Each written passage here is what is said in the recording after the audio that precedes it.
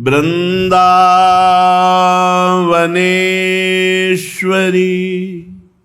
तवैव पदारविन्दम्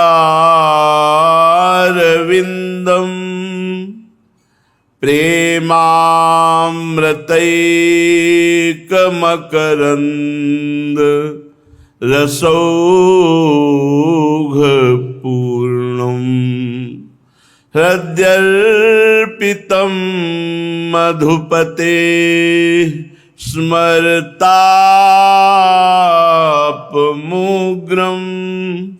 निर्वापयत् परम शीतलमाश्रयामि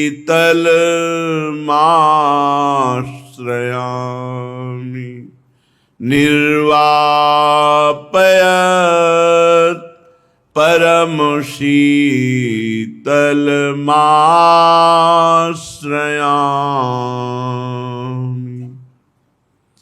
परम सच्चिदानंद घन प्रेमानंद स्वरूप नवनिभृत निकुंज महामहिम परम पावन श्री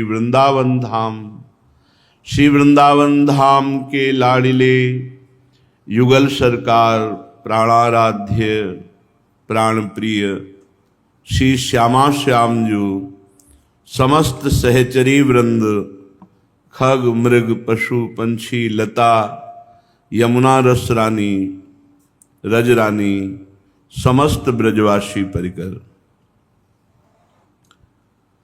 उपासना में आराध्य देव के सिवा अन्य अवलंबन आश्रय आशा बल ये बहुत हानिकारक है। भगवत मार्ग में अपने आराध्य देव के सिवा अन्य कोई आश्रय अन्य कोई बल अन्य कोई आशा ये सब कलंक के समान है। यदि हम अन्य आस भरोस अवलंबन छोड़ पाएं तो हमें कुछ नहीं करना भगवत प्राप्ति के लिए। सच्ची मानिए, ये अन्य जो स्वीकृति है यही हमको तो भगवत विमुख किए है। नहीं, हमारा स्वरूप ही भगवत स्वरूप है। ये पांच भौतिक हमारा स्वरूप थोड़ी है, ये अंतःकरण हमारा स्वरूप थोड़ी है, ये स्वभाव हमारा नहीं है, ये प्रकृति का है। यही अन्य आश्रय हमें भय प्रदान करता है। जब तक भय है तब तक न शुद्ध भक्ति है और न शुद्ध ज्ञान है। ज्ञान हो जाने पर एक ब्रह्म के सिवा कुछ है नहीं तो किससे भय। भक्ति हो जाने पर अपने प्रभु के सिवा कोई है नहीं तो किससे भय। प्रहलाद जी ने नरसिंह भगवान से किंचन मात्र भी कोई भय नहीं माना। सब भयभीत थे पर प्रहलाद जी नहीं।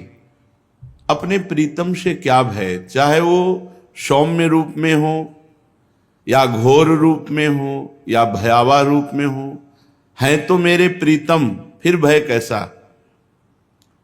तो हमें जो भय शोक चिंता अपने कल्याण की फिक्र, इसका मतलब है अभी भागवतिक बल जागृत नहीं हुआ। अन्य कोई बल है, अन्य कोई आश्रय है, अन्य में ये शरीर भी है, अन्य में शरीर की क्रियाएं भी हैं, अन्य में अंतःकरण है, अंतःकरण के संकल्प निश्चय चिंतन स्वीकृति आदि, अन्य में स्वभाव भी है। ये मेरा नहीं है, मेरे तो सिर्फ प्रभु हैं और जो मेरा स्वरूप है वो प्रभुमय ही है। ये बात समझ में आ जाए तो बिल्कुल विश्राम है, अभी विश्राम है। भगवत प्राप्ति के लिए जो क्रियाओं का आदेश दिया गया है शास्त्रों में, वो निष्क्रिय आप हैं ये अनुभव करने के लिए, ना कि क्रियाओं से भगवत प्राप्ति होती है। आपका स्वरूप निष्क्रिय है, आप निरंजन है, माया रहित है, यही अनुभव कराने के लिए सत्क्रियाएं की जाती हैं, क्योंकि सत्क्रिया निर्मलता प्रदान करती है। जहां अंतःकरण निर्मल हुआ, शांत हुआ, वहीं अपने स्वरूप का अनुभव होने लगता है। इसलिए अन्य बल तो छोड़ दीजिए, बस ये समझना है अन्य बल का मतलब किसी व्यक्ति, वस्तु, स्थान का नहीं, शरीर का भी नहीं, अपनी क्रियाओं का भी नहीं, अपनी सोच का भी नहीं। ये बात अगर समझ में आ रही हो तो बहुत शुद्ध शरणागति अभी हो जाए। हमारी क्रियाओं का क्या बल, कभी सत्क्रिया होती, कभी असत क्रिया। हमारे अंतःकरण की सोच का क्या बल, कभी सत सोच होती, कभी असत। हमारे स्वभाव का क्या, कभी सौम्य, कभी क्रूर, कभी उदारता, कभी कंजूसता। इसका क्या, हमें अपने प्रियाजू के स्वभाव, प्रियाजू के प्रभाव, प्रियाजू का बल, प्रियाजू का आश्रय, बस। फिर देख लो आप कैसा आनंद आता है। अभी ऊपर हम साधकों से कह रहे थे, प्रभु दिमाग को पकड़ लेते हैं, प्रभु अंतःकरण पर अधिकार कर लेते हैं, अपना अस्तित्व ही खत्म। कैसा अनुभव आनंद का होता होगा जब अहम का पूर्ण विसर्जन भगवान के चरणों में हो गया, प्रिया प्रीतम के चरणों में हो गया। ये बात समझिए, भगवत प्राप्ति बहुत सहज, सरल, अनायास, बिना प्रयास के अनुभव में आने वाली वस्तु है। हमारे को लगता है हम बहुत प्रयास करके भगवत प्राप्ति कर लेंगे, तो उसमें हमारा शारीरिक बल, बौद्धिक बल, क्रिया बल, इनकी पहुंच नहीं है परमात्मा तक। इनकी पहुंच, ये सब असत है। असत से की हुई क्रियाएं ये सत परमात्मा में प्रतिष्ठित नहीं कर सकती, तो इनसे उदासीन नहीं होना, ये करना है, पर बल प्रियाजू का। हमारा जितना भी मंगल होगा वो हमारे आराध्य देव से होगा। शरीर बिना क्रिया के नहीं रह सकता, इसलिए सत्क्रियाएं कर रहे हैं। इनका कोई हमें फल या इनकी कोई फलवृत्ति की आकांक्षा ऐसी नहीं है। श्रीपाद प्रबोधानंद जी महाराज इसी भाव को लेके कह रहे हैं, हरि भक्ति महम न कामये, मम मुक्ति ही प्रतिभाति सुक्तिवत, नयने न निपीय राधिका, रति कुंजई रति मंजुलम बनम। बहुत समझने वाली बात है। मुझे हरि भक्ति की भी कामना नहीं, हरि भक्ति महम न कामये, मुझे है भगवान की भक्ति की भी कामना नहीं। मम मुक्ति ही प्रतिभाति सुक्तिवत, मुझे मोक्ष तो सीपी की तरह दिखाई दे रहा है, कुछ नहीं है, कोई सुख नहीं है। लो, अखंडानंद, ब्रह्मानंद, परमानंद, श्रीपाद को कोई सुख नहीं समझ में आ रहा। क्यों? क्योंकि महासुख में निमग्न है। कहां? खुद वर्णन कर रहे हैं, नयने न निपीय राधिका, रति कुंजई रति मंजुलम बनम। मेरे नेत्रों के सामने श्री प्रिया प्रीतम जिनमें विहार कर रहे हैं, श्री कुंज निकुंजे हैं, इसलिए मुझे ना तो मोक्ष पदवी, ये तो मेरे को सीपी के समान दिखाई दे रहे, और ना हरि भक्ति की कामना। क्या है इसमें? ना हरि भक्ति की कामना है, ना मोक्ष पदवी की कामना। प्रायः दो कामनाओं में ही सतमार्ग में चला जाता है, मुमुक्षता मोक्ष हो जाए या भगवान की विशुद्ध भक्ति आ जाए। और श्रीपाद कह रहे मुझे दोनों नहीं चाहिए। ऐसे ही हितजू महाराज कह रहे हैं, धर्माद्यर्थ चतुष्टयम विजयताम किम तद वृथा वार्तया, सैकांतेश्वर भक्ति योग पदवी त्वारोपिता मूर्धनि। धर्म अर्थ काम मोक्ष ये तो मेरे सामने बेकार की वार्ता है। ना मुझे धर्म चाहिए, ना अर्थ, ना काम, ना मोक्ष। तो बोले भगवान की भक्ति, बोले नहीं। त्वारोपिता मूर्धनि, हाथ जोड़ करके, हाथ बांधकर सिर पर लगाकर प्रणाम करता हूं हरि भक्ति को, लेकिन मुझे नहीं चाहिए ईश्वर की भक्ति। जैसा यहां वर्णन है, महाप्रभु का भाव ही श्रीपाद वर्णन कर रहे हैं। धर्माद्यर्थ चतुष्टयम विजयताम, ये विजय को प्राप्त हो संसार में, परमार्थ में, पर मेरे को नहीं चाहिए। मेरे सामने धर्म अर्थ काम मोक्ष की बेकार की वार्ता है। सैकांतेश्वर भक्ति योग पदवी त्वारोपिता मूर्धनि, ईश्वर की एकांतिक भक्ति को भी हम हाथ जोड़कर माथे पे लगा के प्रणाम करते हैं, हमें नहीं चाहिए। अरे महाराज, आपको मोक्ष नहीं चाहिए, ईश्वर की भक्ति नहीं चाहिए, तो आप आराधना का स्वरूप क्या है आपके हृदय में? बोले यो वृंदावन सिमनि कश्चन घनाश्चर्य किशोरी मणिष तत्कैंकर्य। खास बात, जो वृंदावन की सीमा के अंतर्गत विराजमान श्री लाडली जो महाराज लालजू के साथ हैं, उन लाडली जो महाराज के चरणों की दास्ता के सिवा हमें और कुछ नहीं चाहिए। न रोचते, मुझे अच्छा ही नहीं लगता।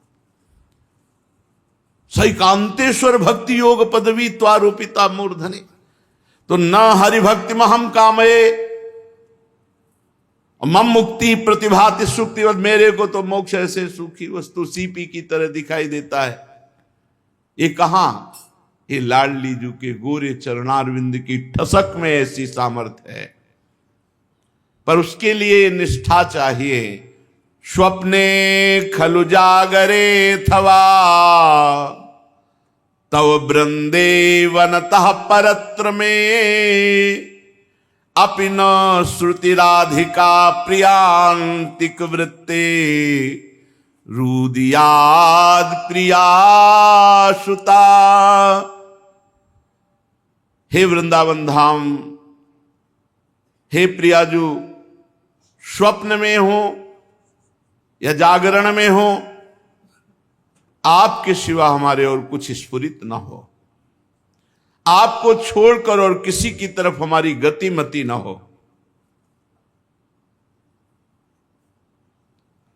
श्रीपाद जो कह रहे हैं, महाप्रभु हरिवंश चंद्र जी के ही वचन कह रहे हैं। जागृत स्वप्न सुषुप्ति स्फुरत में राधा पदाब्ज छटा वैकुंठे नरके थवा मम गतिर नान्यास्तु राधाम बिना। चाहे जागृत हो, चाहे स्वप्न हो, चाहे सुषुप्ति हो, मेरी प्रियाजू के सिवा और कुछ नहीं। यही नान्य बल, नान्याश्रय, नान्यासा, नान्य भरोसा। हो गया काम, सच्ची मानिए हो गया काम। अपार मस्ती, अपनी फिकर फाड़ करके फेंक दी। सच्ची फकीरी का स्वरूप तो यही है। फिकर फाड़ फकनी करे ताको नाम फकीर। कोई चिंता नहीं, बैठे हैं भरोसे पर। काहू के बल भजन को, काहू के आचार, व्यास भरोसे कुंवर के सोवत पांव पसार। निश्चिंत हो गए, निर्भय हो गए, निशोक हो गए। पर यह हमारे अंतर की वृत्ति आनी चाहिए। जागृत स्वप्न सुषुप्ति स्फुरत में राधा पदाब्ज छटा। श्री जी के चरणों के सिवा नहीं, अन्य नहीं। स्वप्ने खलु जागरे थवा तव वृंदे वनतः परत्र में। हे वृंदा सखी, आपके इस वृंदावन धाम को छोड़ने की बात या कहीं स्वप्न का अन्य जगह का आना मेरे हृदय में, ऐसा भी नहीं हो सकता। स्वप्न भी नहीं आ सकता। जागरण में तो बात ही जाने दो, हम ऐसे अनन्य हैं आपके। अपिन श्रुत राधिका प्रियांतिक वृत्ते रूतियात प्रियाश्रुता। श्री राधा और उनके प्रिय कांत श्री श्याम सुंदर, मैंने सुना है कोई यहां रहते हैं, यहां खेलते हैं, बस उन्हीं की आस लगा करके हम आपके अनन्य हो गए हैं कि कभी न कभी खेलते खेलते हो करुणा दृष्टि कर देंगे। कदा वा खेलंतो ब्रज नगर वीथी हृदयम हरंतो श्री राधा ब्रजपति कुमारो सुकृतिना। कभी कभी वो सुकृति के चित्त का अपहरण करते तो कभी कभी हमारी अधमता देख करके भी रीझ जाते हैं। अधमता देख कर, पतित है, हमारे सिवा इसका कोई बल नहीं।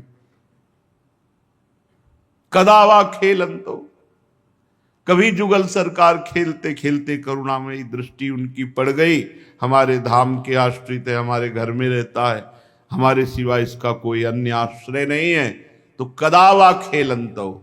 सबसे बड़ा सुकृत क्या है, सबसे बड़ा पुण्य क्या है? प्रभु के हो जाना, इससे बड़ा कोई पुण्य नहीं। वही अन्य आश्रय, अन्य बल, अन्य भरोसा, अन्य आश, इनका त्याग कर देना, साधना इसी बात की है। कदावा खेलंतो ब्रज नगर वीथी हृदयम हरंतो श्री राधा ब्रजपति कुमारो सुकृतिना। कभी ये दोनों खेलते हुए हमारे पर भी दृष्टि कर ले। हमारे घर में रहता है, हमारे महल में रहता है, किसी योग्य नहीं है, करुणा करें, हरंतो हमारे हृदय का अपहरण कर ले, हमारे हृदय पर अपना अधिकार कर ले। अर्थात अभी जैसे त्रिगुणमयी माया संकल्प विकल्प कराकर शुभ अशुभ कर्म कराती है, तो इनका अधिकार अंतःकरण पर उदय होता है तो केवल लीला चिंतन, केवल सेवा सुख का संकल्प विकल्प होता है, माइक संकल्प विकल्प का अपने आप त्याग हो जाता है। हरंतो, ये हमारे हृदय का अपहरण कर ले। कभी कभी खेलते हुए गलवहियां दिए हुए इनकी दृष्टि पड़े, ये अधम जीव है, ये तो हमारी केवल कृपा से ही इसका निस्तार होगा, और कृपा कोर करके हमारे हृदय का अपहरण कर ले। अपिन श्रुति राधिका प्रियांतिक वृत्ते रुदियात प्रियाश्रुता। मैंने सुना है कि दोनों श्री राधा और उनके प्रिय कांत श्याम सुंदर यही खेलते हैं, वृंदावन में ही है, तो यही आस लगाकर वृंदावन वास कर रहे हैं। कभी तो करुणा समुद्र की उमंग आएगी और वो करुणा में हमें डुबो देंगे, अपने प्रेम रस में डुबो देंगे। पर हमें कुरमौन मनी आस्व वृंदावन तरमूल उदस्सु राधिकाया अधिपाणि कपोल आद्य भावोत पुलक कुलहा कलयन सुकेली वृंदम। वृंदावन में मौन धारण करके रहना है, वार्ता नहीं करनी। वार्ता से बहुत हृदय मलिन हो जाता है। वार्ता करनी है तो प्रभु संबंधी करनी, नहीं तो मौन रहना है। ये बड़े सौभाग्यशाली साधक हैं जो वाणी को संयम में किए हुए हैं। सबसे ज्यादा अपराध वाणी से बनते हैं, ताते मौन रहना उचित है। सिद्धांत विचार लीला में ध्रुवदास जी कहते हैं, ताते मौन रहना उचित है।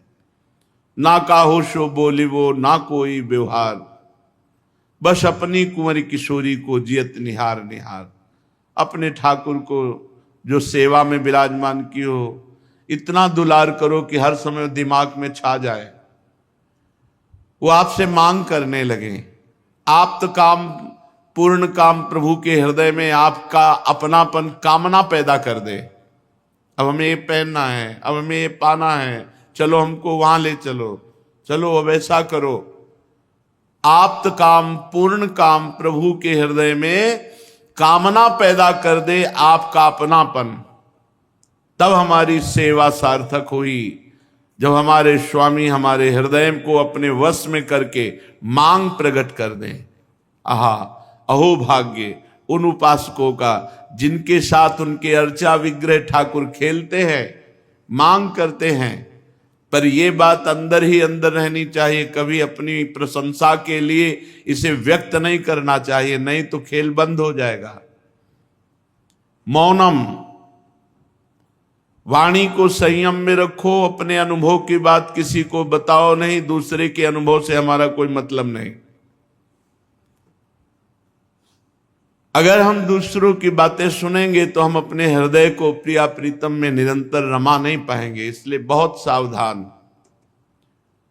रूप छके घूमत रहें, तन को तनिक न भान, तन को तनिक न भान, ये स्थिति नारायण दृग जल बहे, यह है प्रेम पहचान। अपने प्यारे की याद में अधिपाण कपोल आद्य भावोत्पुलक कुलहा कलनयन सुकेली वृंदम, ऐसे हथेली पर कपोल टिकाए हुए अश्रु प्रवाह करते हुए प्रिया प्रीतम की रूप माधुरी, उनकी लीला माधुरी, उनकी केली में चित्त समाहित है, चित्त डूबा हुआ है। कुरमौन मनी आस्व वृंदावन, सीधा वृंदावन में मौन का आश्रय लेकर, वाणी को मौन करके और शरीर से व्यर्थ चेष्टा ना होने पावे, एकांत भाव, आद्य भाव, श्रृंगार भाव, महामाधुर्य रस, प्रिया प्रीतम की रस केली, जो श्रीमद चतुरासी जी में, श्री 42 लीला जी में, श्रीमद केलीमाल जी में, ये सब महासुखमय प्रिया प्रीतम को सुख पहुंचाने वाली केली है। इसका गायन मात्र से युगल सरकार बहुत प्रसन्न होते हैं। श्री प्रिया प्रीतम के केलीवन वृंदावन में जो अश्रु प्रवाह प्रिया प्रीतम के लिए होता है, आह धन्य जीवन उसका हो गया। अपनी वासना पूर्ति के लिए, शरीर संबंधी के लिए मोह ममता से युक्त होकर तो जगत रो ही रहा है और रोना ही पड़ेगा सबको, लेकिन प्रभु के लिए कोई रो रहा है, प्रभु के लिए आंसू बहा रहा है। हाँ, सा तरती सा लोकान तारयति, वो स्वयं तर जाता है, वो लोकों को पावन करने की सामर्थ्य रखता है, जो भगवान के लिए विकल होकर के अशुभ प्रवाह करता है। अपने प्यारे की याद में जो अशुभ प्रवाह करता है, यही हृदय की समस्त कालिमा को धो करके भगवत प्रादुर्भाव, भगवान उस हृदय में प्रकट हो जाते हैं। जहां अश्रुओं से कपोल भींगने लगे, नाम स्मरण करते हुए रोमांच होने लगा, भाव देश में प्यारे की मधुर मूर्ति विराजमान है। बस अब आगे कुछ करना नहीं हो तो अपने आग लीला का प्रादुर्भाव होना, प्रिया प्रीतम की सेवा सौंज में चित्त का पूर्ण रूप से लीन होना, अपनी शुद्ध विस्मरण हो जाना, शरीर चेष्टा युक्त है या चेष्टा रहित, शरीर भान रहित चेष्टा होना, शरीर भान रहित चेष्टा होना, ये सब दिव्यता, वाणी से मौन, शरीर से निरपराध कोई ऐसे आचरण न बने, खूब निरंतर नाम जप, धाम की रज का सेवन, रसिकों का संग, तो ये दुर्लभ वस्तु प्राप्त होती है। चलते हैं श्रीमद् भागवत महापुराण, प्रसंग चल रहा है प्रचेताओं के, 10 प्रचेताओं के एक महान पुत्र श्री दक्ष प्रजापति। ये वही दक्ष प्रजापति हैं जिनका अपराध बन गया था भगवान शंकर से, जिसके कारण बकरे का शर लगाया गया था। शरीर पूरा होने के बाद ये यहाँ प्रचेताओं के यहाँ मारिशा के गर्भ से श्री दक्ष जी का प्रादुर्भाव हुआ। भगवान की आराधना की, भगवान को प्रसन्न किया। ब्रह्मा जी ने आदेश किया आप सृष्टि वृद्धि करो, तो 10,000 पुत्र प्रकट किए। जिनको नारद जी ने बैरागी बनाकर भगवान के मार्ग में सदा सदा के लिए भेज दिया। फिर 1000, उन 1000 को भी। तो दक्ष जी को बहुत क्रोध आया, बड़ा उल्टा सीधा नारद जी को कहा और आखिरकार शाप दे दिया कि तुम 2 घड़ी से ज्यादा कहीं टिक नहीं सकते हो, 48 मिनट कभी भी तुम एक जगह ठहर नहीं सकते, ये मैं श्राप देता हूं। संत शिरोमणि देवर्षि नारद जी ने हाथ जोड़कर शाप स्वीकार किया। बस इसी का नाम साधुता है कि हम अपने प्रभु का कार्य करें, सत कार्य करें, किसी का मंगल नहीं। फिर भी हमें अगर कोई गाली देता है, कोई दंड देता है या उपहास करता है या शाप देता है तो हम उसे स्वीकार करते हैं, क्योंकि मेरे प्रभु का ऐसा ही विधान है, ये मानकर हमने गलत नहीं किया। अगर हमें फिर कोई दंड देता है तो हम स्वीकार करते हैं कि मेरे प्रभु का विधान है। यही साधुता है। साधुता इसी का नाम है कि नारद जी में सामर्थ्य है शाप देने की, लेकिन शाप नहीं दिया। दक्ष प्रजापति का दिया हुआ शाप स्वीकार कर लिया, कोई अपराध नहीं किया था, सतमार्ग पुष्ट किया था, जो बहुत ही दुर्लभ है। जीव को संसार के मार्ग में सब फंसाने वाले मिल सकते हैं, लेकिन आवागमन से मुक्त करने वाला तो कोई भगवान का महाभागवत प्रेमी जन ही होता है। जो बड़ी दुर्लभ कृपा है वो नारद जी ने की, उसके परिणाम में उनको शाप मिला, लेकिन उनको गुस्सा नहीं आया, बदले में कोई शाप नहीं दिया, भगवान का मंगलमय विधान मानकर वहां से चले गए। दक्ष प्रजापति ने अपनी पत्नी असिकनी के गर्भ से 60 कन्याएं प्रकट की। वो दक्ष प्रजापति से बहुत प्रेम करती थी। दक्ष प्रजापति ने उनमें से 10 कन्याएं धर्म को ब्याही, 13 कन्याएं कश्यप ऋषि को, 27 कन्याएं चंद्रमा को, 2 भूतों को, 2 अंगिरा ऋषि को, 2 कृशाश्व को और शेष तारक्ष नामधारी कश्यप जी को ही ब्याह दी। परीक्षित, इन्हीं 60 कन्याओं से पूरा विश्व भरा पड़ा है, इन्हीं से सब विस्तार हुआ। इन्हीं की वंश परंपरा से तीनों लोक भरे पड़े हैं, दक्ष की 60 कन्याओं से। धर्म की जो 10 पत्नियां बनी, वो भानु, लंबा, कुकुभू, जामी, विश्वा, साध्या, मरुत्वती, वसु, मुहूर्ता, संकल्पा, ये धर्म की 10 पत्नियां। इनके पुत्रों के नाम सुनो। भानु का पुत्र देवऋषभ, उसका इंद्रसेन। लंबा का पुत्र हुआ विद्युत और उसके मेघगण। ककुब का पुत्र हुआ संकट, उसका कीकट। कीकट के पुत्र हुए पृथ्वी के संपूर्ण किले, दुर्ग, इनके अभिमानी देवता। जामी के पुत्र का नाम हुआ स्वर्ग, उसका पुत्र हुआ नंदी। ये सब भगवत स्वरूप। विश्वा के विश्व देवता प्रकट हुए। साध्या से साध्यगण, उनसे अर्थ सिद्धि। मरुत्वती के 2 पुत्र हुए, मरुतवान और जयंत। ये जयंत नामधारी वामन भगवान ही है। इन्हीं को उपेंद्र कहा गया, इन्हीं को जयंत कहा गया, यही वामन भगवान है। मुहूर्ता से मुहूर्त के अभिमानी देवता, ये अपने अपने मुहूर्त में जीवों के उनके कर्मानुसार फल देते हैं। संकल्पा का पुत्र हुआ संकल्प, वसु के पुत्र हुए आठों वसु।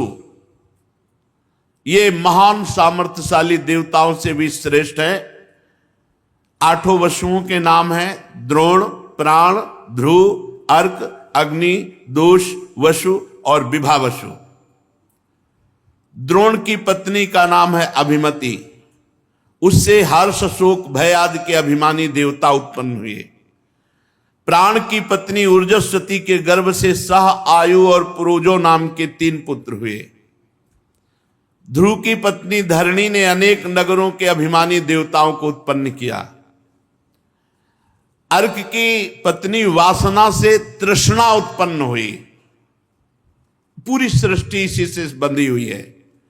अग्नि नामक वसु की पत्नी धारा के गर्भ से द्रविणक आदि बहुत से पुत्र उत्पन्न हुए।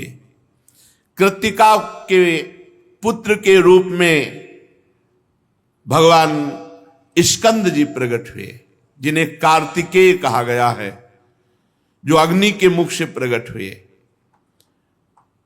उनसे विशाख आदि का जन्म हुआ। दोष की पत्नी सर्वरी के गर्भ से शिशुमार का जन्म हुआ। वसु की पत्नी आंगिरसी से शिल्प कला के अधिपति भगवान विश्वकर्मा जी का प्रादुर्भाव हुआ। विश्वकर्मा के उनकी भार्याकृति के गर्भ से चाक्षुष मनु हुए और उनके पुत्र विश्वेदेव साध्यगण देवता हुए।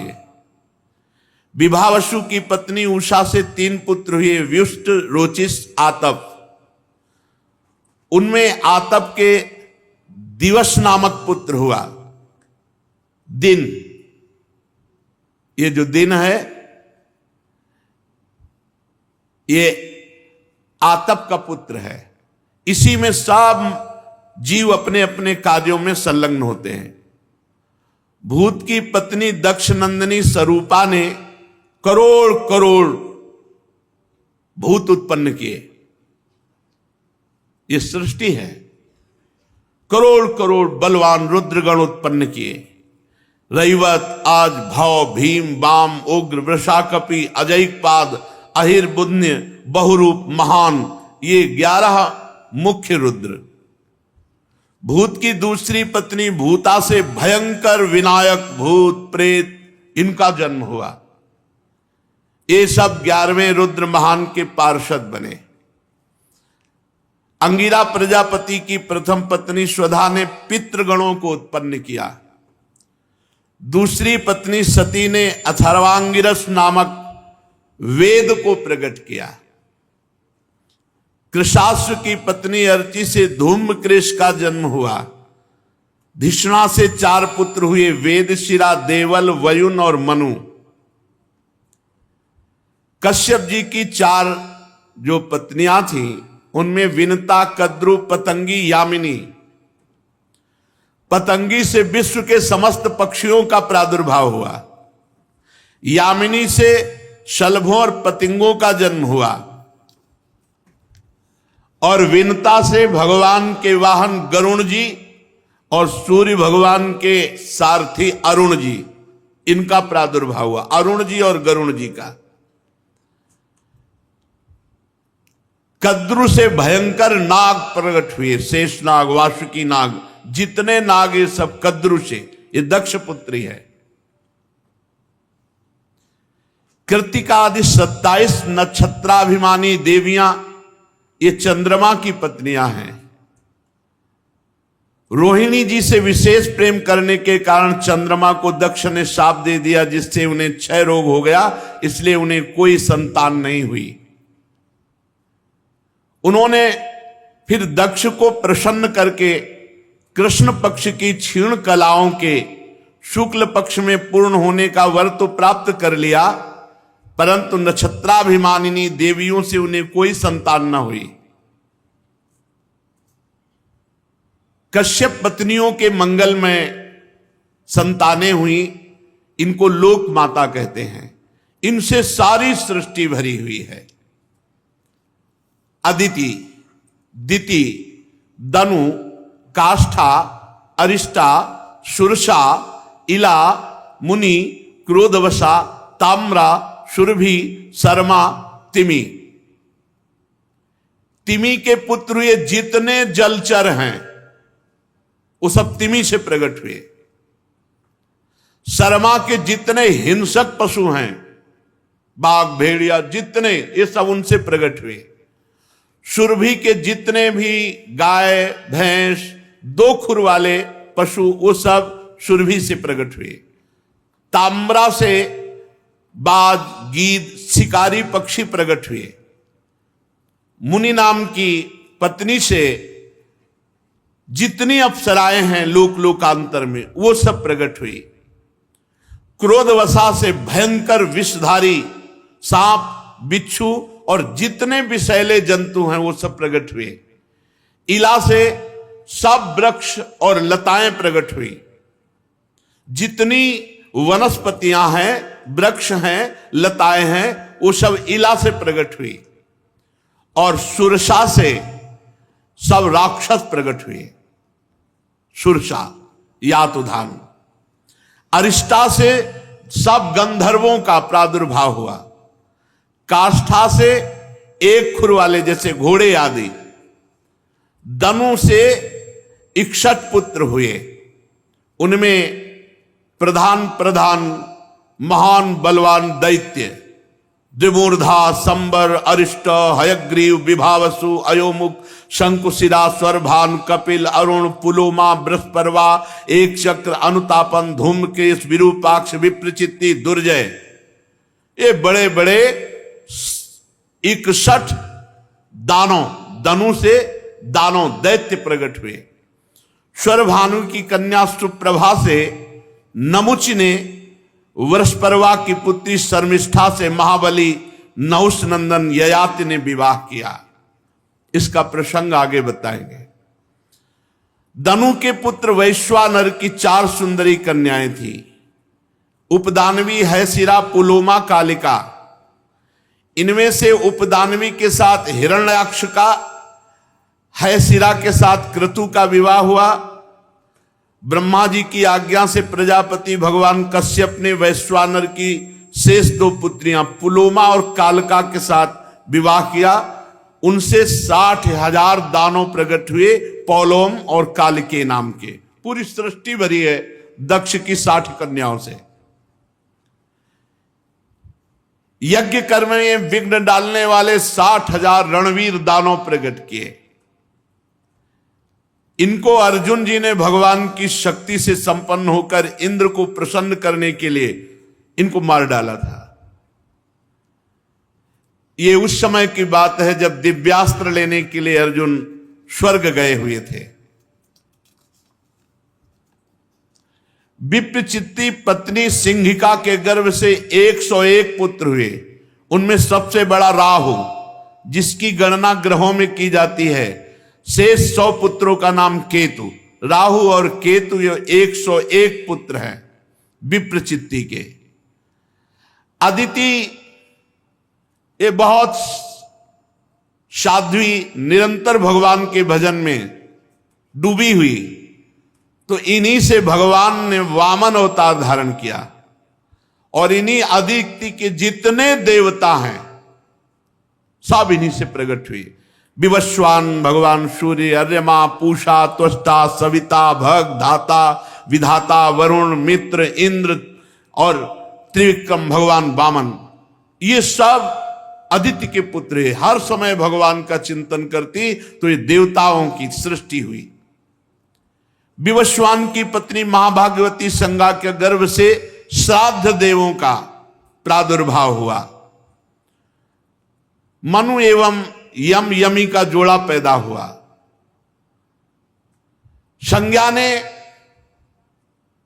जो घोड़ी के रूप में थी, भगवान सूर्य के द्वारा भूलोक में अश्वनी कुमारों को जन्म दिया। ये देवताओं के वैद्य हैं। विवस्वान की दूसरी पत्नी छाया, उनसे महाबली शनिश्चर का प्रादुर्भाव हुआ, शनि। सावरणी मनु नाम के 2 पुत्र, तप्ती नाम की कन्या। तप्ती ने संवरण को पति रूप में प्राप्त किया। अर्यमा की पत्नी मातृका थी, उनके गर्भ से चर्षणी नामक पुत्र हुए। मनुष्य जाति में जो 4 वर्णों की स्थापना की गई है, ये यहीं से हुई है।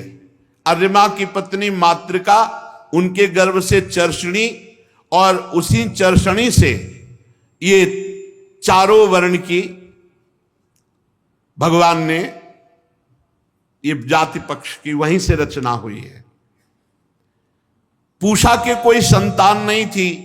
प्राचीन काल में जब भगवान शिव जी दक्ष पर क्रोधित हुए थे तो पूषा दांत दिखाकर हंसने लगे थे, तो वीरभद्र ने एक घूंसे में इनके दांत तोड़ दिए थे। तब से पूषा को पिसा हुआ अन्न ही भोग में हलवा आदि दिया जाता है। दैत्यों की छोटी बहन त्वष्टा की पत्नी बनी, जिनका नाम रचना था। रचना के गर्भ से 2 पुत्र हुए, सन्निवेश और पराक्रमी विश्वरूप। विश्वरूप यद्यपि बहुत प्रभावशाली थे, देवगुरु बृहस्पति जी ने इंद्र से अपमानित होकर देवताओं का जब परित्याग कर दिया तो देवताओं ने विश्वरूप को अपना गुरु बनाया, पुरोहित बनाया। राजा परीक्षित जी ने कहा कि भगवान, देवगुरु बृहस्पति का अपमान देवराज इंद्र, ये देवता लोग ऐसा कैसे कर सकते हैं? भला गुरुदेव का अपमान कौन करता है? गुरुदेव का अपराध कौन करता है? और गुरुदेव का अपराध करके सुरक्षित कौन बच सकता है? आप कृपा करके मुझे बतलाइए।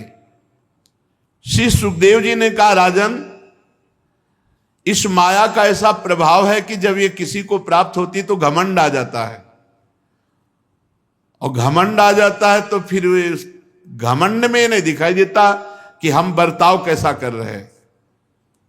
एक बार भगवान शंकर भगवान श्री हरि के प्रेम में तांडव कर रहे थे कैलाश में, तो बाणासुर इस सेवा में था, तो ताली, तांडव के साथ ताली ऐसे बहुत प्रसन्न है, और कहा, जाओ तुम्हारे सहस्त्र भुजाएं हो जाएं। तो 1000 भुजाएं हो गई। अब इतना बलवान हो, 1000 भुजाएं, वो पर्वत में मारता चकनाचूर हो जाता, कोई लड़े ही ना, उसके सामने टिके ही ना, घमंड आ गया। भगवान शंकर के पास गए, बोले, जगत गुरु आओ हमसे युद्ध करो। भगवान शंकर ने हंस दिया, अरे अभिमानी, कहीं गुरु से ऐसा कहा जाता? जाओ, हमारे समान बलवान से तुम्हारा युद्ध होगा और तुम्हारी भुजाओं की खुजली जड़ से मिट जाएगी। तो भगवान श्री कृष्णचंद्र जी ने सुदर्शन से काटी भुजाएं। ऐसे ही जब इंद्र त्रिलोकी का ऐश्वर्य पाए तो बड़े घमंड में आ गए। ये को नरस जन्मा जगमाही, प्रभुता पाहि जाहि मद नाही। ये अहंकार बहुत बड़ा विचित्र होता है। जहां कोई पद मिला, कोई प्रभुता मिली, बहुत विचित्र होता है। इस घमंड के कारण उनको साधारण सदाचार का भी ज्ञान नहीं रहा। एक दिन की बात है कि अपनी पत्नी सची के साथ सिंहासन में बैठे हुए थे देवराज इंद्र, और नाच गाना हो रहा था। अप्सराएं नृत्य कर रही थी, गंधर्व गान कर रहे थे, बड़े बड़े लोकपाल, वायु देवता, अग्नि देवता, ये सब नीचे बैठे हुए थे। 49 मरुदगण, 8 वसु, 11 रुद्र, आदित्य, रिभुगण, विश्वे देव, साध्यगण, अश्वनी कुमार, सब हाथ जोड़े, सिद्ध चारण, गंधर्व, ब्रह्मवादी, मुनिगण, विद्याधर, अप्सराएं, किन्नर, पक्षी, नाग, सब हाथ जोड़े, स्तुति। देवराज इंद्र की कीर्ति का गान हो रहा है, अप्सराएं नृत्य कर रही। देवराज इंद्र के ऊपर चंद्रमंडल के समान श्वेत छत्र, चंवर पंखे। अब महाराज देवराज इंद्र आराम से सची के साथ बैठे, इतने में गुरुदेव आए। और ये शास्त्र मर्यादा है कि जो ही सभा में गुरुदेव पधारे तत्काल सबको आसन छोड़कर खड़े हो जाना चाहिए। बृहस्पति जी ने देखा देवराज इंद्र में कोई हलचल नहीं, सिंहासन पर वैसे बैठे, मुस्कुरा दिए, परम ज्ञानी हैं। अरे इसको तो अभिमान हो गया। बृहस्पति जी आए और खड़े ही नहीं हुए देवराज इंद्र, शूर असुर देवता सब खड़े होकर नमस्कार कर रहे हैं, केवल इंद्र नहीं खड़े। दृष्टि गई, गुरुदेव का अपमान, असत्कार, यहां तक कि हाथ भी नहीं जोड़ा, हिले डुले भी नहीं, वैसे ही बैठे रहे। त्रिकालदर्शी सर्व समर्थ बृहस्पति जी ने देखा कि घमंड, ऐश्वर्य का घमंड, बस तत्काल वहां से सर नीचा किया, वापस सभा से हो गए। ये बहुत बड़ी हानि हो गई। गुरुदेव का अपमान, सर्वनाश। जब बृहस्पति जी चले गए तब देवराज इंद्र को होश आया कि अरे ये तो हमने अपमान कर दिया अपने गुरुदेव का। ये घमंड बहुत बड़ी गलत है। ये अगर आ गया तो इसका काम ही है केवल विनाश करना, पतन करना। अहंकार आ जाए, घमंड आ जाए तो निश्चित पतन हो जाएगा, निश्चित। वो समझ गए कि गुरुदेव की अवहेलना की अब कोई भारी न भारी विपत्ति आ जाएगी, भारी न भारी संकट आ जाएगा। अब वो तो चिल्लाने लगे, सभा में निंदा करने लगे, मैं कितना घमंडी, हाय हाय ये क्या हो गया, मैंने अपने गुरुदेव का अपराध कर दिया, मैं बड़ा मूर्ख हूं, मैं ऐश्वर्य के घमंड में, त्रिभुवनपति के घमंड में अपने परम पूज्य गुरुदेव की अवहेलना कर दी, गुरुदेव का तिरस्कार कर दिया, मैं बड़ा निंदनीय हूं। अपने आप चिल्लाने लगे। भला कौन विवेकी पुरुष होगा कि जो स्वर्ग की राज्य लक्ष्मी पाना चाहेगा? इस राज्य लक्ष्मी ने कैसा अपराध करा दिया, मेरे गुरुदेव का अपमान करा दिया। अब वो बहुत विचलित हो गए देवराज इंद्र। बृहस्पति जी ज्ञान के अथाह समुद्र हैं। देवराज इंद्र खोजने लगे कि गुरुदेव के चरणों में पढ़कर के क्षमा याचना करूं, पर बृहस्पति जी अंतर ध्यान हो गए। देवराज इंद्र गुरुदेव के घर पर गए, लेकिन वहां बृहस्पति जी थे ही नहीं। योग बल से अंतर ध्यान हो गए। देवराज इंद्र बहुत कोशिश की, ध्यान के द्वारा भी जानना चाहा, लेकिन जहां गुरुदेव अंतर ध्यान हुए वहां उनका ध्यान नहीं पहुंच पा रहा था, क्योंकि अपराध हो चुका है। बहुत ढूंढवाया, परंतु कहीं बृहस्पति जी का पता न चला। घबरा गए कि जहां ये दैत्यों को पता चलेगा कि बृहस्पति जी त्याग करके देवताओं को चले गए तो आक्रमण कर देंगे, बिना गुरु के रक्षा नहीं हो सकती। अब वो समस्त देवताओं की बैठक बैठा ली देवराज इंद्र ने और कहा कि स्वर्ग की रक्षा होनी चाहिए, क्योंकि स्वर्ग की रक्षा हुई तो त्रिभुवन की रक्षा होगी।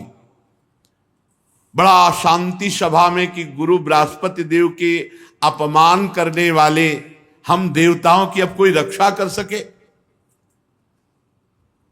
इतने में गुप्तचरों द्वारा दैत्यों को पता चल गया कि देवगुरु बृहस्पति और देवराज इंद्र की अनबन हो गई है। देवराज इंद्र ने अपमान कर दिया देवगुरु बृहस्पति का। मदोन्मत्त ताताई असुरों ने अपने गुरुदेव शुक्राचार्य जी को प्रसन्न किया और कहा आदेश दीजिए स्वर्ग पर चढ़ाई करे, और धावा बोल दिया शुक्राचार्य जी का इशारा पाकर। देवताओं पर ऐसे अस्त्रों की वर्षा की, काट काट के फेंक दिया देवताओं को। बहुत बलवान देते, किसी की मस्तक, किसी की जंघा, किसी की बाहु। देवराज इंद्र बचे हुए देवताओं के साथ भागकर ब्रह्मा जी की ब्रह्मलोक पहुंचे। ब्रह्मलोक में शरण ली। स्वयंभू समर्थ ब्रह्मा जी ने देखा देवताओं की बड़ी दुर्दशा हो रही, तो देवताओं से कहा तुम्हें होश नहीं, गुरु कृपा से सब कुछ होता है। गुरु का अपमान कर दिया, आप देख रहे हो भागे भागे घूम रहे हो, फिर भी तुम हमारे पास आए हो, हम उपाय बताएंगे। देवताओं, सचमुच इस संसार में कोई इतना महान नहीं है जो अपने गुरुदेव का अपमान करके सुरक्षित रह सके। हरि हरि हरि। तुम लोगों ने ऐसा अपराध किया जिसका कोई तोड़ ही नहीं है, गुरु अपराध। ब्रह्मज्ञानी, वेदज्ञ, संयमी, ब्रह्म ऋषि, गुरुदेव पद पर विराजमान, उनका अवहेलना, अपमान तुम्हारा नाश तो कर ही देगा। देवताओं, तुम्हारे इसी अधर्म का फल है कि तुम देवता समुद्रशाली होकर के भी शत्रुओं से नीचा देख रहे हो और भागना पड़ा स्वर्ग से।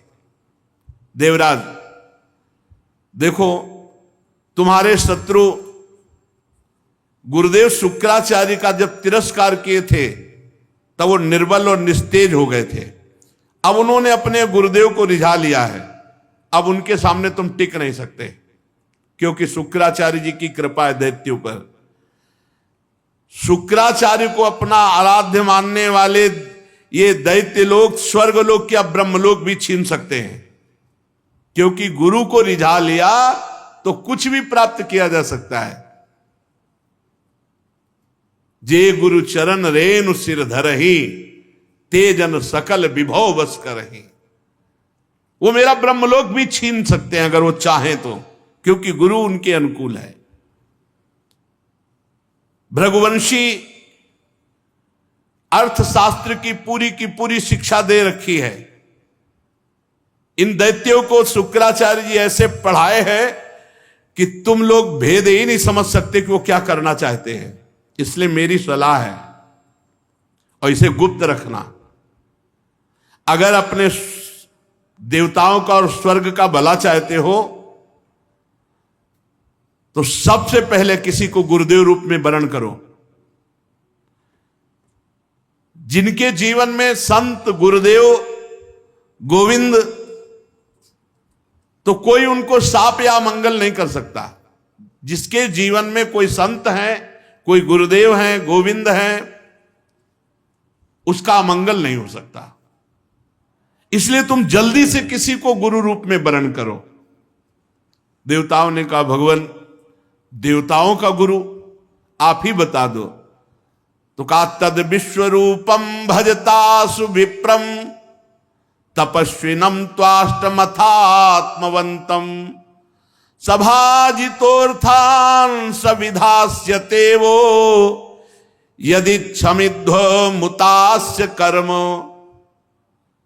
तुम्हारे गुरु पद पर त्वष्टा के पुत्र विश्वरूप जी हैं, जाओ उनकी सेवा करो, उनको प्रसन्न करो। वे ब्रह्म ऋषि हैं, तपस्वी हैं, संयमी हैं, शास्त्र ज्ञानी हैं,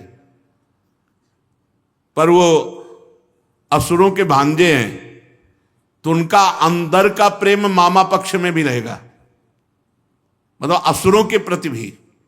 अगर तुम उस प्रेम को क्षमा कर सकोगे तो तुम्हारा काम बनाने में समर्थ है विश्वरूप जी। जब ब्रह्मा जी ने इस प्रकार कहा तब देवताओं की चिंता कम हुई और वे त्वष्टा के पुत्र विश्वरूप के पास गए, नमस्कार किया, कोई हृदय से लगाया, बड़ा प्रेम दिखाया।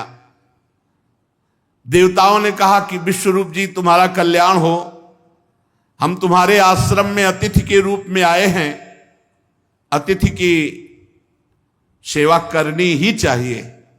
अभ्यागत कहते हैं जो परिचय वाला आता है, कोई रिश्तेदार, कोई नातेदार, जिसकी वही कल आ रहे हैं, परसों आ रहे हैं, परिचय है, वो अभ्यागत है। अतिथि जो अपरिचित है, बिना निमंत्रण के, बिना तिथि के उपस्थित हो जाए, वही अतिथि। वो भगवान का स्वरूप होता है, उसकी सेवा करनी चाहिए।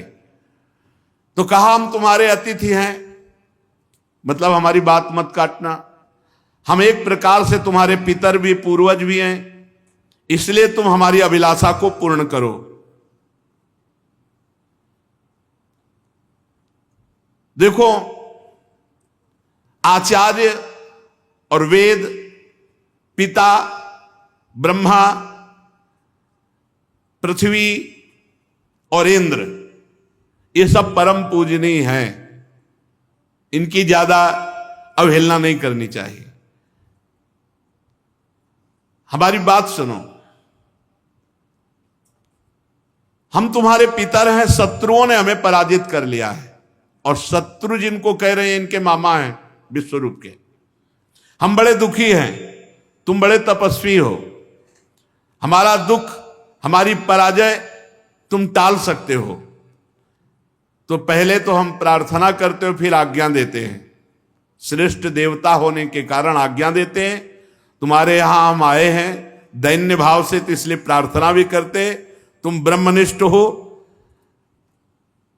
तुम हमारे गुरु पदवी पे विराजमान हो जाओ। हम तुम्हें गुरु रूप से वर्ण करते हैं शत्रुओं पर विजय प्राप्त करने के लिए।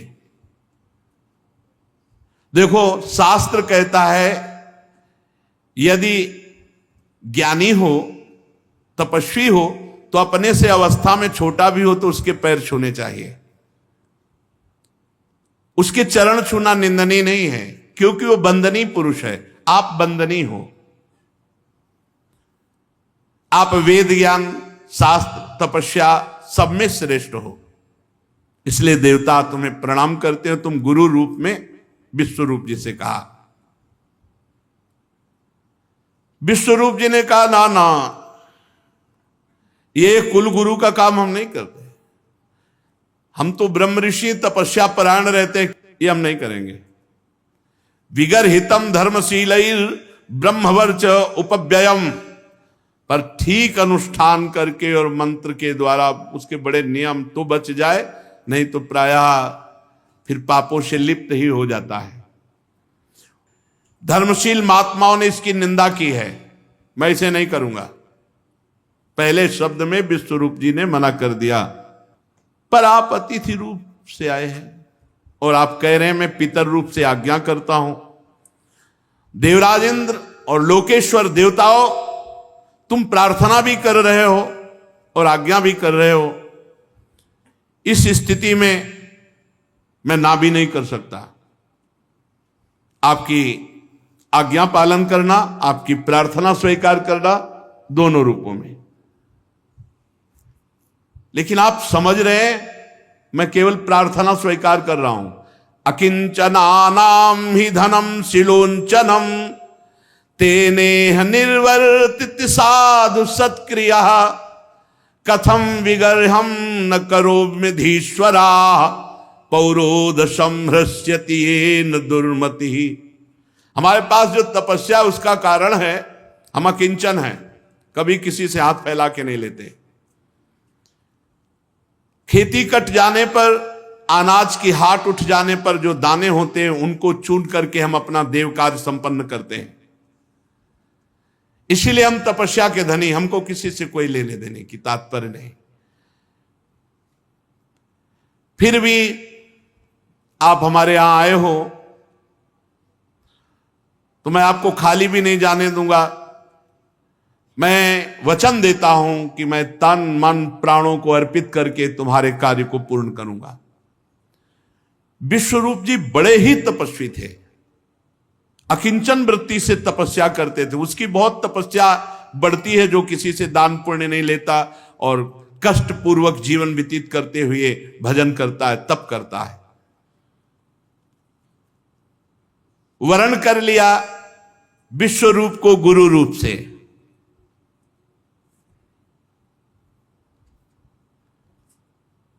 शुक्राचार्य जी ने अपने नीति बल से असुरों को बहुत परिपक्व और सुरक्षित कर दिया था।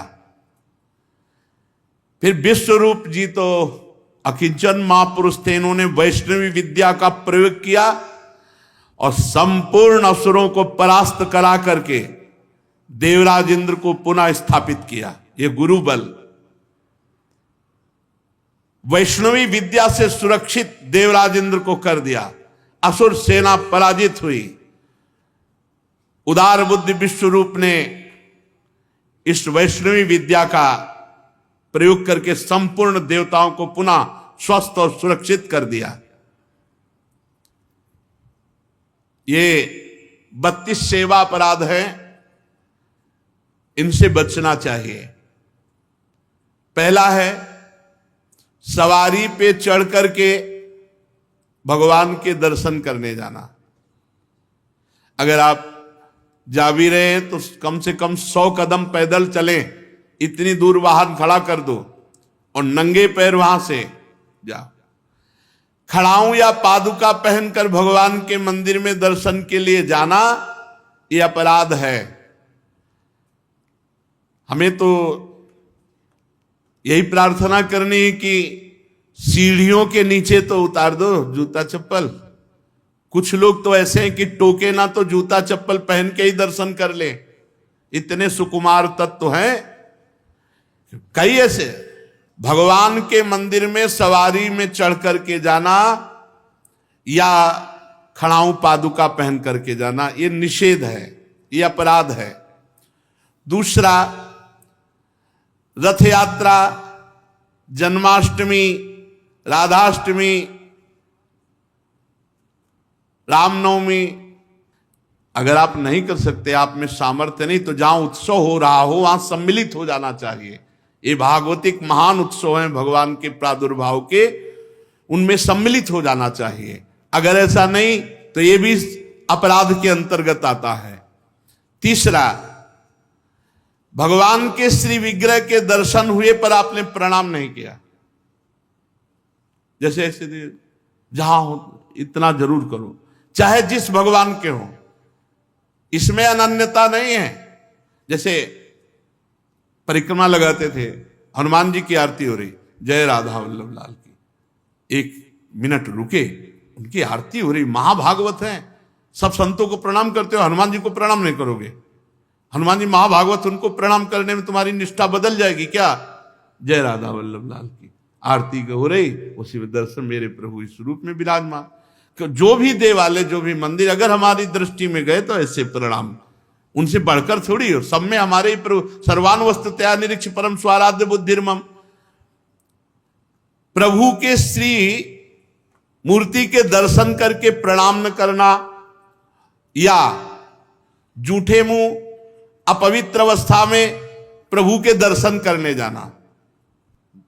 पवित्रता अगर नहीं रहेगी ना तो बुद्धि भ्रष्ट होती रहेगी, पक्का समझ लो। पवित्रता की बहुत जरूरत है। आजकल प्रायः पवित्रता का ज्ञान नहीं रखते हैं। अशुचि अवस्था में दर्शन करना। अगला, एक हाथ से प्रणाम करना भगवान को। जैसे श्री विग्रह भगवान का है तो एक हाथ से ऐसे नहीं प्रणाम किया जाता। संत को, गुरुदेव को, भगवान को ऐसे। एक आए थे एकांतिक में, तो हम कहा भैया इसका मतलब क्या है? तो हम कहा ये तो नेता, मित्र, दोस्त ऐसी जगह होता है। कहा भगवान और संतों गुरुजनों के सामने तो ऐसे, हमको तो ऐसे ऐसे ठीक है। ये राजकीय विभाग में चलता है, भगवत विभाग में ऐसे चलता है। कर जोड़ करके भगवान को, गुरुदेव को, संतों को ऐसे हाथ जोड़कर, एक हाथ से भगवान को ऐसे नहीं किया जाता, प्रभु को ऐसे नहीं किया जाता।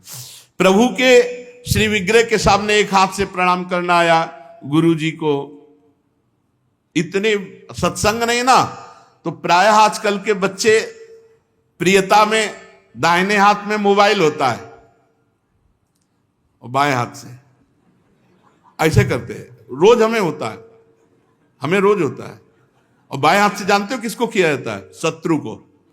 जब किसी राजा के यहाँ संधि कराने या गुप्तचर या दूत ऐसे, तो अब उस राजा को तो करना ही पड़ेगा, तो बाएं हाथ से करता था।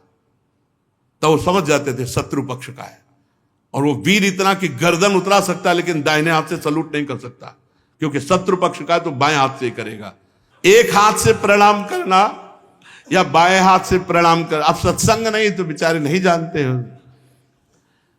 राधा राधा नहीं बोलेंगे, राधा राधा बोलो, तुम्हारी वाणी पवित्र, तुम्हारा जीवन पवित्र। हमें बहुत सुख मिलता है जब कोई रास्ते में जैसे राधा राधा, तो हम खड़े हो जाते हैं। राधा राधा राधा, आपका भी मंगल, हमारे कानों का भी मंगल, और हमारा हृदय गर्व में भरता है, मेरी महारानी जी का नाम लिया जा रहा है। परिक्रमा करते समय प्रभु के श्री विग्रह के सामने आकर के ना रुक करके प्रणाम करना और ऐसे घूमते रहना, यह भी अपराध है। परिक्रमा तो एक परिक्रमा की, सामने आए प्रणाम किया, फिर दूसरी की, फिर सामने आए प्रणाम किया। 4 परिक्रमा अपने प्रभु की होती है, हरिप्रियाजू की 4 परिक्रमा। और प्रभु के श्री विग्रह के सामने पैर पसार करके बैठना। प्राय जिनको सत्संग नहीं मिला वैसा, राधा वल्लभ जी में जैसे वो बारंडा है ना सामने, चौकस ऐसे ऐसे बैठ के पैर ऐसे, अपराध है।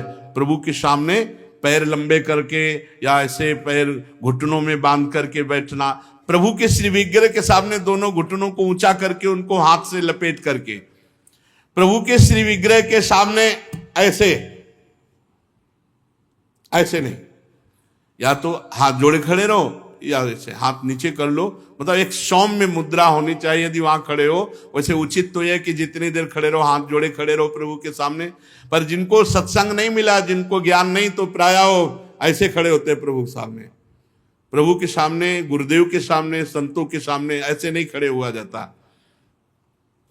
और प्रभु के सामने बैठ करके सोना यह अपराध है, इसमें पाप लगता है, मलिनता हो। जैसे सत्संग में सोना, प्रभु के सामने बैठे हुए सोना, या स्वाध्याय करते हुए, भगवान के श्री विग्रह के सामने पाना। जैसे चरणामृत मिले तो साइड में होके, प्रसाद मिले तो साइड में होके, ऐसे नहीं वहीं सामने ही, प्रभु के सामने नहीं। भगवान के श्री विग्रह के सामने झूठ बोलना, बात ही मत करो, मंदिर में बात मत करो, गलती हो जाएगी। कुछ भी अगर जरा भी झूठ निकला तो वज्र की लीक हो जाएगा, भोगना पड़ेगा। मौन रहो। जब कोई कहे हमें बात करनी, गेट के बाहर मिलो मंदिर के। अगर थोड़ी चूक भी हो जाएगी तो फिर दर्शन कर लेंगे आके, और इन्हीं के सामने झूठ बोल गए तो फिर क्या होगा। श्री भगवान के सामने जोर से बुलाना किसी को बिल्कुल नहीं। अगर वहां है तो बहुत सावधानी से बात की जाती, धीरे से बात की जाती, वो भी प्रभु संबंधी बात की जाती है। भगवान के श्री विग्रह के सामने आपस में कुशल मंगल पूछ रहा, और कैसे हो, प्रभु सामने वहां पूछ रहे और कैसे हो, अपराध बन रहा है। उनसे पूछो कैसे हो, उनसे बात करो, प्रभु से, प्रभु के पास आए, सही पूछो। बिल्कुल नहीं, सीधे गए, बस आंख में आंख मिलाई, जितनी देर टिके बस आंख बंद की, फिर आंख में आंख मिलाई, नख सिख लो अंग माधुरी, उसका पान करो, चुपचाप बाहर निकल जाओ। दर्शन की एक पद्धति है, एक टाक एकदम देख रहे हैं। लेकिन देखना बाहरी लोग दर्शन नहीं करते, नहीं इधर उधर, वहां प्रभु में नहीं टिकेंगे, नेत्र प्रभु में नहीं टिकेंगे, वो इधर उधर दौड़ भाग करके निकल जाएंगे। आपस में कुशल मंगल बातचीत ये सब नहीं। और प्रभु के श्री विग्रह के सामने किसी को उपदेश करना, किसी को डांटना, किसी को दंड देना, ये सब अपराध के अंतर्गत आता है। प्रभु के श्री विग्रह के सामने किसी को पीड़ा देना, मारपीट करना, कदापि नहीं, ये बहुत बड़े बड़े अपराधों में।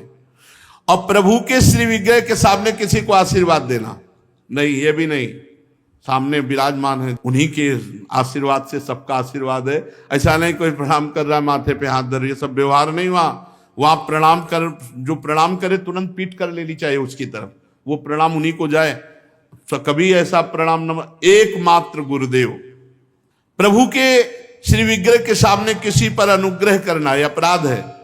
श्री विग्रह के सामने किसी को साप देना, कठोर वचन बोलना, निष्ठुर वचन बोलना, और प्रभु के श्री विग्रह के सामने कंबल ओढ़ कर जाना, प्रभु के श्री विग्रह के सामने किसी की निंदा करना, प्रभु के श्री विग्रह के सामने किसी की स्तुति प्रणाम बिल्कुल नहीं करना, प्रभु के श्री विग्रह के सामने अश्लील भाषण बोलना, प्रभु के श्री विग्रह के सामने अधोवायु त्यागना।